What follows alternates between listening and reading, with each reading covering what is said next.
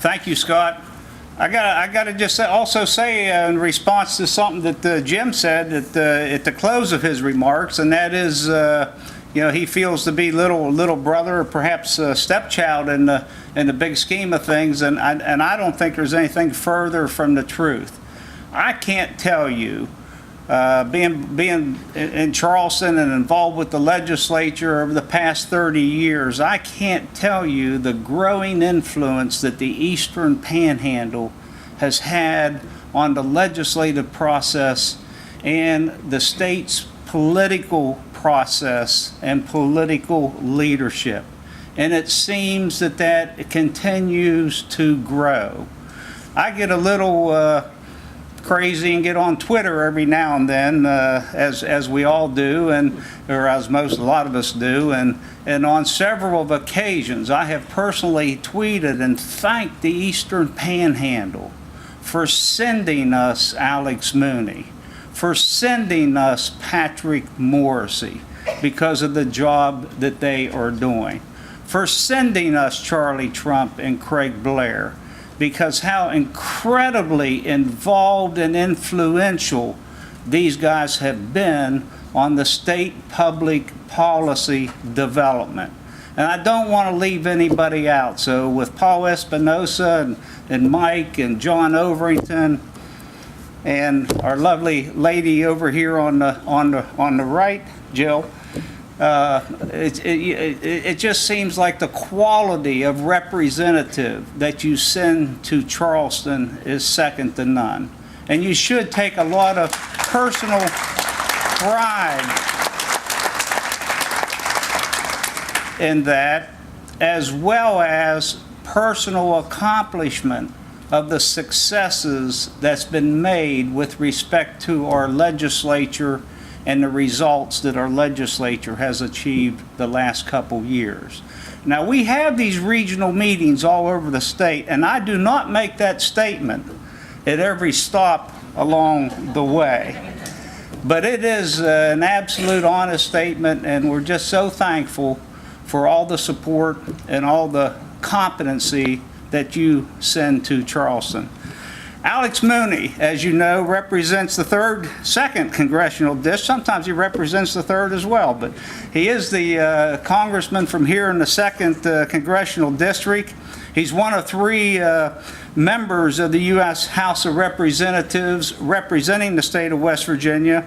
All three are members of the Republican Party, and all three just might be the most tenacious or ferocious members of all of Congress. Congressman Mooney's district runs from just west of Charleston to Charlestown, and all told encompasses 17 counties in between. That's from the Ohio River to the Potomac. It's often referred to as 20 miles wide and 300 miles long. Congressman Alex Mooney and his wife live in Charlestown, here in Jefferson County, with their 3 children. He's a graduate of Dartmouth College, where he played football and rugby. Since Congressman Mooney was first elected in 2014, he has been consistently fighting for conservative fiscal and social values. With a proven record of fighting for conservative values, Alex is defending West Virginia regularly from President Obama's disastrous policies and fighting to encourage the job creation and prosperity West Virginia deserves. A former state senator and Republican Party chair, he also serves on the very significant committees in Congress, the Budget Committee as well as the Natural Resource Committee, and particularly speaking from the extractive industries. We have really been appreciative of all the work that he's put into those policy issues and those initiatives in Congress that has such an impact on the state's extractive industries and all businesses. Please join me in welcoming Congressman Alex Mooney. Thank you for that great introduction. Chris and your Business and Industry Council group is doing great things around the state, and Jim here with the Eastern Panhandle Business Association is really taking the bull by the horns and showing leadership here. So thank you for what you're doing and putting these forums together. I tell you, the best ideas that come to Congress are from folks like you. We don't come up with them ourselves. we need to hear from our constituents. And as an example of that, when I was actually meeting with the West Virginia Medical Society in Charleston last year, just a small roundtable meeting, they brought to my attention a concern dealing with the drug epidemic. It turns out that under Obamacare, if a doctor didn't give prescription drugs to a patient, and the patient complained about it on their patient satisfaction survey, they would be they'd have their reimbursements reduced under Obamacare. They'd actually be penalizing doctors for not giving prescription drugs to people who may not need it, and frankly, who might become addicted. Studies have shown that the majority of folks who become addicted to drugs, become drug addicts, start with prescription drugs. So doctors have been trying to cut back on that, and they had a perverse incentive. And so they brought this to my attention. My staff did some research. Turns out that what they were saying was completely accurate. It was a federal law. The way it was implemented under this group called HCAPS, which implements the Obamacare regulations.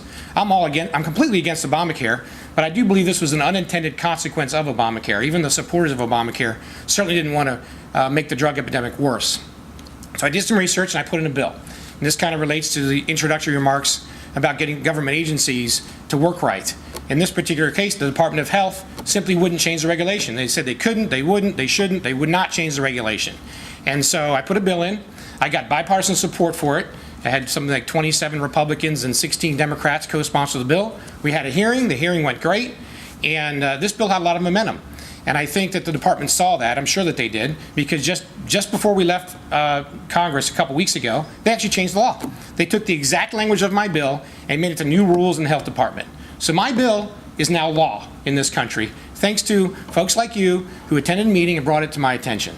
So, sometimes that's how we have an effect. The bill's not going to end up passing. My bill doesn't need to pass anymore. I believe it was going to pass, but doesn't need to, because it's now the law of the land through the rulemaking process.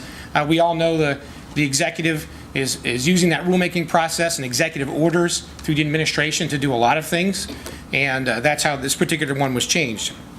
So we need to hear from you. We need to have meetings like this as far as brainstorming ways to bring businesses to West Virginia. What are the issues? It's really a relationship between the local, the state, and the federal government. I will tell you, now that I've been there about a year and a half, I've noticed a lot of it's governing by crisis, and it was like urgent deadlines. You heard the saying, nothing ever gets done unless there's a deadline or an urgency. And it had been, just as another example, it had been for transportation. As I traveled my district, the 17 counties that Chris described in this long district throughout last year, and I met with local governments and business leaders, I would often hear about the need for the roads to be properly maintained, fixed, expanded, and the federal government has a transportation bill, but it was passing at 3 months, 6 months at a time. Normally they plan transportation projects 6 years at a time, and the federal government in over a decade hasn't done more than a year or two in planning. It was usually 6 months at a time, and that was creating a lot of problems for economic development projects. So I'm proud to say that last year, we actually passed a 5-year transportation bill. So now it's fully funded, and by the way, we fully funded it without raising taxes. There was a push to raise the gas tax. I resisted that push, and we found a way to fund it without raising taxes. So I voted for it, and now for 5 years, the road projects can be planned. So I won't hear about that as I travel now, and you might not hear about it, because it's good when the government's not doing something bad, you don't think about it. But we did pass a transportation bill, and that was a success. But I am here to tell you, we do live in a divided government. We have a president, and his agenda on many issues is very different than the Congress.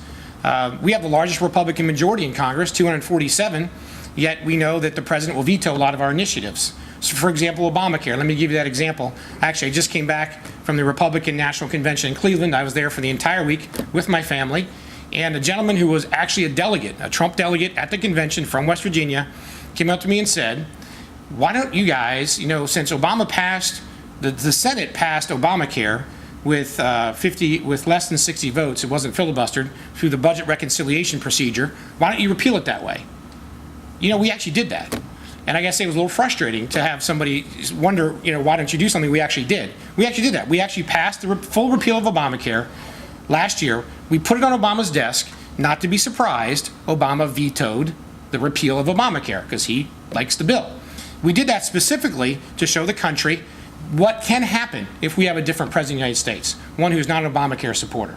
But we did that, we passed the bill. So there are things we can do, but we have a divided government. The president's a powerful position. He can veto bills. He's the commander-in-chief of the military. I won't get into foreign policy. This isn't a foreign policy forum, but there are a lot of concerns about what's going on in this world under this commander-in-chief.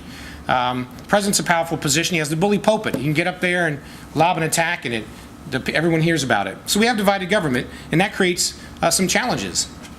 Jim was mentioning that the government should audit every spending, every one of your taxpayer dollars. I believe in that. I'm a big believer in that.